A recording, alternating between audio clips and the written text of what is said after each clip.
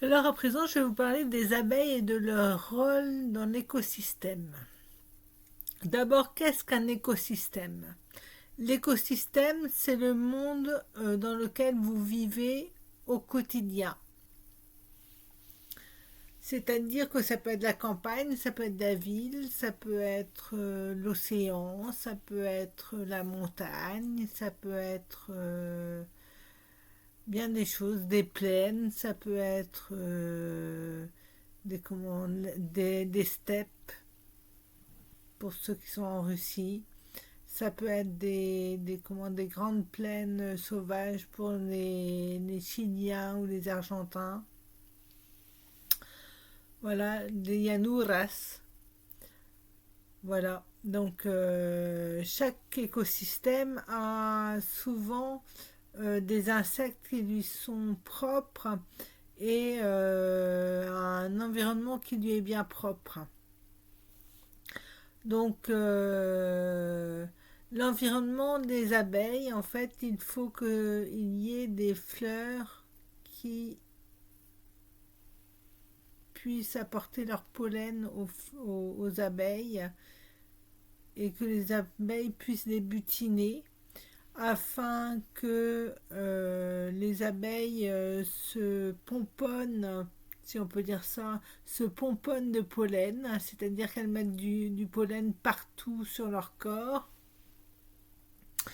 et qu'elles aillent voir d'autres fleurs de la même espèce et que en allant dans d'autres fleurs de la même espèce, elles contaminent du pollen de la première fleur, la seconde, etc.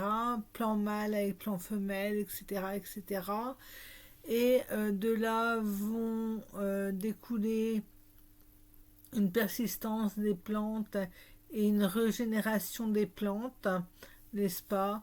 Donc, ils aident comment dire, à féconder les plantes entre elles, tout simplement. Et si l'abeille disparaît, l'être humain risque de disparaître tout autant, puisque le rôle de l'abeille est de féconder les plantes, je le redis et je le répète, et que si elle ne le fait pas, les autres animaux, à part les bourdons et autres petits insectes de ce type, ne pourront pas le faire pour elle. Donc voilà. Donc, alors l'abeille a une vie en collectivité euh, d'une façon, comment dire, pyramidale, puisqu'il y a la reine, il y a les abeilles ouvrières, il y a les abeilles guerrières, il y a les abeilles nourricières. Donc, il y a les bébés, Ah, j'arrive pas à trouver mon mot. Dans les seins, il y a enfin, les bébés, les bébés abeilles, les larves d'abeilles, qui sont nourries avec du miela, qui est la meilleure propriété du miel.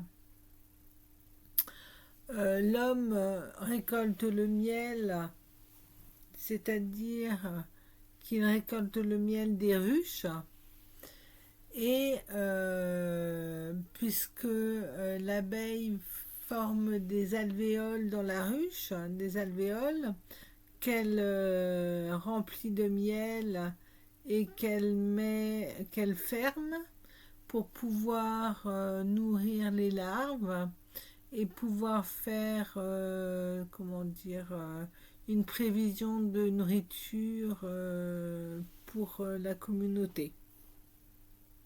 Donc c'est important de le savoir. Il y a des abeilles qui défendent la ruche. Il y en a d'autres qui vont chercher à manger. Il y en a d'autres dont le rôle est de nourrir la reine, de défendre la reine, de l'accompagner quand il y a une nouvelle reine, d'accompagner la nouvelle reine pour créer un nouvel essaim. L'essaim étant la communauté d'un groupe d'abeilles qui forme un essaim, n'est-ce pas? Et l'essaim peut être aussi comparé aux habitants de la ruche. Voilà. Quand on dit qu'un essaim d'abeilles est passé, c'est une bande d'abeilles. Tout simplement. Voilà, j'espère que j'aurai été assez claire pour vous. Et Magal Abeille vous remercie.